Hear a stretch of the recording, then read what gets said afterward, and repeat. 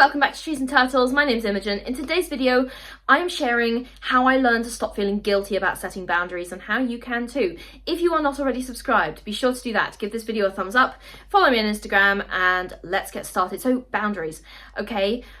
I will admit that I'm a huge people pleaser. I always have been. It's improved, okay? I went to therapy often, on and off for 5 years, and I'm sure I will go back. And I started out as a terrible people pleaser. You have no idea how bad I was. I was so bad. I did not stand up for myself at all, okay? I got a lot better. Sometimes I am still a people pleaser, but I have learned how to stop feeling guilty about setting boundaries. And the first step, and the one I'm going to lead with, is I got angry, okay? It just got to a certain point where I'd built up so much anger and so much resentment towards being mistreated that I was just fuck this, genuinely, fuck this, okay?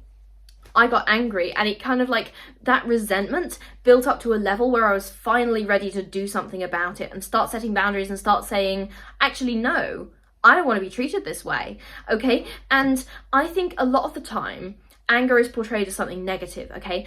Anger, people say, oh, they've got a short temper, and they've got a short fuse, and that's an insult. That's not a compliment. Or they say, oh, don't get angry, or, calm down, okay? But I think especially as women, and not to make this, hell, I'm making it a gender thing, okay? We practice feminism on this channel. As women, we are often told that our anger doesn't matter, okay, and that we are not supposed to get angry. It's unfeminine to get angry, and I internalize that messaging, okay, because I grew up in quite a misogynistic environment, very socially conservative. My mother was very religious. We were estranged. Long story. Anyway, but I got angry, and I was like, you know what? My anger does matter, and it can be powerful, and it can just make my life better, okay? And if I am angry, I am strong. And it took me a really long time to understand that, and a lot of therapy.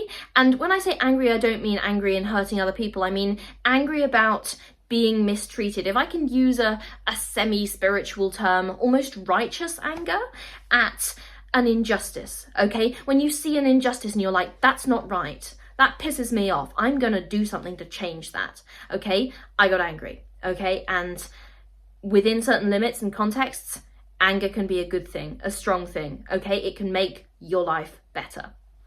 Number 2, I went to therapy. I needed therapy, so much therapy. I recommend therapy to everyone. There are lots of different types of therapy, lots of different ways to do it, and you just kind of need to experiment till you find what works for you. Same in a lot of other areas of life, actually. But yes, I went to therapy, and in therapy, I really discovered that setting boundaries isn't wrong. I deserve to have boundaries. I deserve to have my wishes respected and, my needs respected, okay? So when you learn in therapy to set boundaries, it's all about the kind of treatments that you will tolerate. It's not about getting someone else to do something. For example, I remember this conversation in the media about some rich famous dude was trying to set boundaries with his girlfriend that she couldn't wear a particular thing. And everyone was like, no, that's not what boundaries mean. Okay, his boundary would be I don't want to have a girlfriend who wears that thing, so if you wear that thing, I'll leave you. Not, you can't wear that thing and I'm going to stay with you and bully you about it, okay? And there's a whole other, discourse around men's treatment of their girlfriends, which I'm not going to get into right now. If you're interested, I can make a whole other video on that. But boundaries are if I am in this situation that you are causing to me and I don't like it, I will leave. Okay? Boundaries are not about getting someone else to do something. It's about what you will do if X happens, whatever X is, fill in the blank, okay? So a great example of this is my estrangement. I set the boundary that if you continue to treat me this certain way, I will leave and not talk to you. And I was treated in that certain way, so I left and didn't talk to them anymore. That's a boundary, and I enforced it. So that leads me nicely to my next point, which is that I practiced setting boundaries. Nothing beats practice, guys. Practice is so useful. And yes, you won't be good at it the first time. You might stumble over your words and you might not be entirely clear on what it is that you're supposed to do. And you're like, oh, am I doing this right? you will get better at it. I promise, okay? You will get so much clearer on what your boundaries are and on how to enforce them, how to walk away from a situation which is not healthy for you, okay?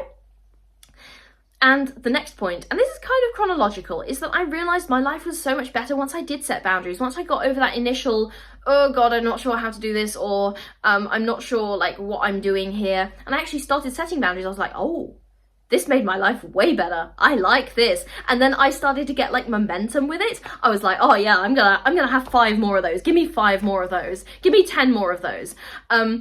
And once I started that, there was just this snowball effect, and it was one thing after another. And I was like, oh yeah, boundaries, boundaries, boundaries. I'm doing this now. So that was a really fun realization to watch in my own life practically in real time. I also realized that I can't help other people unless my needs were met. Okay, my needs weren't met, and I was genuinely like, useless is a harsh term, but I was not very useful to other people in terms of helping them out. And you know, obviously I do this channel mostly as a hobby, but sometimes I get comments from you guys saying that I helped you, and that's so sweet, and like it makes my day every time. But I wouldn't have the mental capacity to run this channel if I was in the place mentally that I was in 5 years ago, okay? And I can't help other people unless my needs were met. So my needs are met currently to the point where I can run this channel, and I can, you know, talk to my friends and listen when they're having a bad day, because I'm not feeling overwhelmed and panicky all the time, okay? So I can't help other people unless my needs were met. Setting boundaries is just a way to ensure your needs are met, and then you can give back. Like, I mean, obviously you don't have to, but you can. And finally, I'm going to be so real with you. I stopped feeling guilty about setting boundaries because I got fed up of burning out and of having a shit life. That is genuinely, just to be honest, like, I didn't even have any content to say on that. I just got sick of it, and I was just like, fuck this, genuinely, enough is enough. And yeah, it was about anger, but it was also about me being just fucking fed up. I was just like, I'm so frustrated. Like, I don't want to complain, but my life is like terrible right now, and I gotta get my shit together. Like, goddamn, I gotta get my shit together. So that is how I learned to stop feeling guilty about setting boundaries. If you're not already subscribed, be sure to do that. Give this video a thumbs up, follow me on Instagram, and I wish many healthy boundaries for you. I will see you next time. Okay, bye.